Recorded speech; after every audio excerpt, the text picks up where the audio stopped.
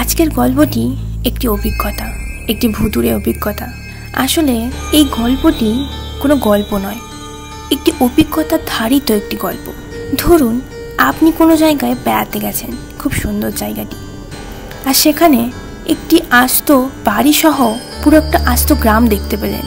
আর সেখানে বাড়ির ইতিহাসটা আপনি জানলেন যে এখানে পুরো একটা আস্ত গ্রাম ধ্বংস হয়ে গেছে একটি আত্মার জন্য। সেই আত্মাটি পুরো একটি গ্রামের মানুষজনকে রেল লাইনে ছিন্ন ভিন্ন করে পুরো ধ্বংস করে দিয়েছে। আপনি যদি এরকম ইতিহাসটা শোনেন সেই গ্রামের, আপনি যেখানে বেড়াতে গেছেন সেখানে কি আর থাকতে পারবেন? আজকের গল্পটি এরকম একটি অভিজ্ঞতাকে নিয়েই ধারিত। তাহলে শুরু করি আজকের নিবেদন। তার আগে বলে রাখি, আমি পায়েল, আপনারা শুনছেন কাহানি আলীর কথাই। আজ আমি আপনাদের শোনাবো ভুতুড়ে গ্রাম। এটি গল্প নয়, এটি হচ্ছে একটি অভিজ্ঞতা। সারা সপ্তাহ কর্মব্যবস্থাতেই কাটে আমার। সপ্তাহ শেষে আমি আর রানী শহরের এই কোলাহল ছেড়ে চলে যাই দূরে কোথাও। সেখানে সারাদিন কাটিয়ে সন্ধে নাগাদ বাড়ি ফিরে আসি। সপ্তাহ শেষে এই হলো আমাদের রুটিন।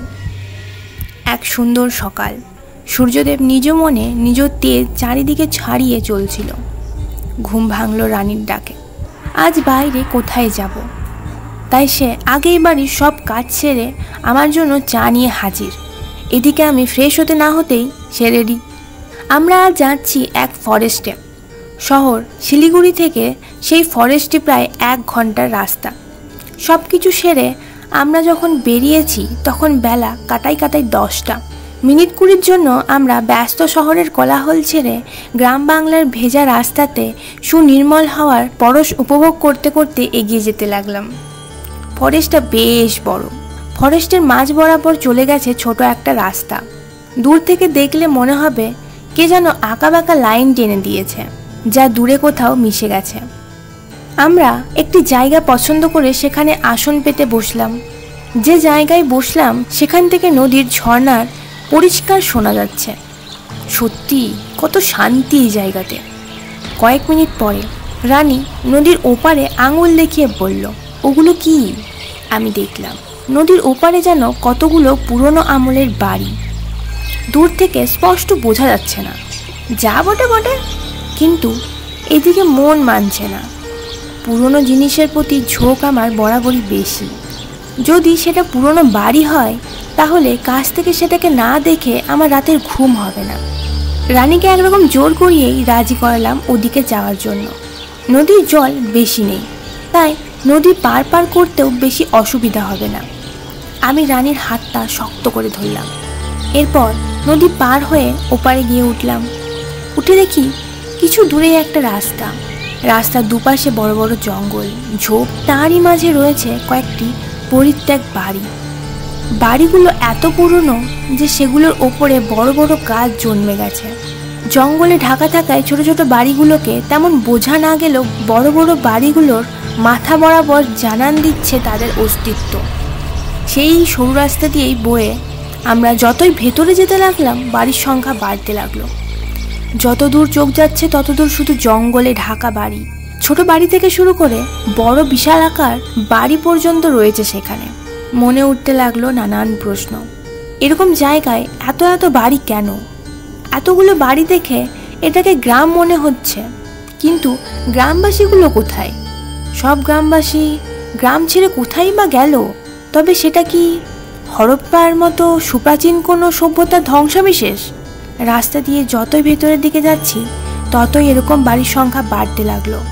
কিছু দূর গিয়ে দেখি একজন বয়স্ক ব্যক্তি মাথায় গাছের ডাল নিয়ে আসছে। তাকে দাঁড় করিয়ে ওই বাড়িগুলো সম্পর্কে জিজ্ঞাসা করলাম। সে আমাদের যেমন বলেছে তেমনটা পুরোটাই তোমাদের জানাচ্ছি। এদিকে আসতে নেই কর্তা, এদিকে আসতে নেই। ওই যে ঘরগুলো দেখছো চারিপাশে, ওগুলোতে এককালে মানুষ বাস করতো গো কর্তা। এটা একটা গ্রাম ছিল। প্রায় 40-45 বছর আগে সবাই এই গ্রাম ছেড়ে ভেগেছে ভূতের অত্যাচারে। আমি অবাক হয়ে বললাম, ভূতের অত্যাচার? দূর, ওসব আবার বাস্তবে হয় নাকি? বৃদ্ধটি বলতে লাগলো, হয় কর্তা, হয়। এই গ্রামে প্রায় 5000 লোকের বাস ছিল। কিন্তু ধীরে ধীরে লোকগুলো অন্য জায়গায় চলে যায়। ওই যে ওদিকে একটা রেল লাইন আছে কর্তা। এই গ্রামের শেষে একটা কালী মায়ের মন্দির ছিল। সেই মন্দিরের পূজারী ছিল একজন মহিলা। গ্রামের কিছু লোকের এতেই ছিল যাবতীয় প্রশ্ন, মহিলা পূজারী তারা মানবে না। সেই খারাপ লোকগুলো এক পূর্ণিমার রাতে ওই মহিলা পূজারীকে ঘর থেকে তুলে নিয়ে আসে আর তার হাত পা বেঁধে সে রেল লাইনে ফেলে দেয়। রাতের ট্রেনে কাটা পড়ে তার শরীর ছিন্ন ভিন্ন হয়ে যায়। কিন্তু গ্রামের অন্য কারো সাহস ছিল না সেই লোকগুলোর বিরুদ্ধে গিয়ে কিছু বলা। সেই মহিলা পূজারী মারা যাবার 1 মাস পর, অর্থাৎ পরের পূর্ণিমাতে, অদ্ভুতভাবে যে লোকগুলো ওকে মেরেছিল সেই লোকগুলো ট্রেনে কাটা পড়ে মারা যায় একই রাতে। এরপর গ্রামের সাধারণ লোকগুলোর ওপর অত্যাচার শুরু হয় কর্তা। প্রতি পূর্ণিমাতে 5 জন করে ওই রেল লাইনে কাটা পড়ে মারা যায়।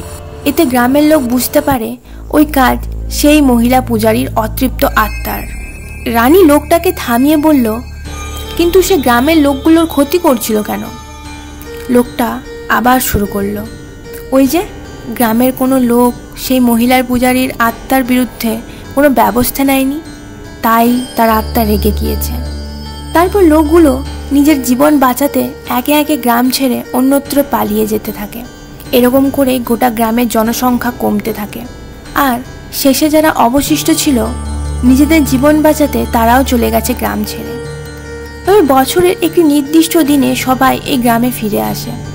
কার্তিক মাসের প্রথম পূর্ণিমাতে গ্রামবাসীরা আবার এই গ্রামে ফিরে আসে আর গ্রামের সেই কালী মন্দিরে পুজো করে।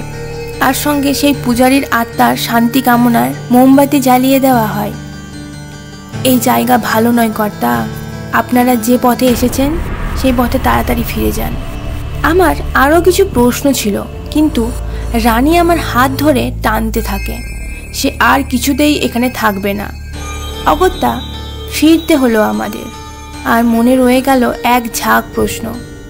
আর তার মধ্যে অন্যতম হলো, লোকটা যে কথাগুলো বলল সেগুলো কি সত্যি?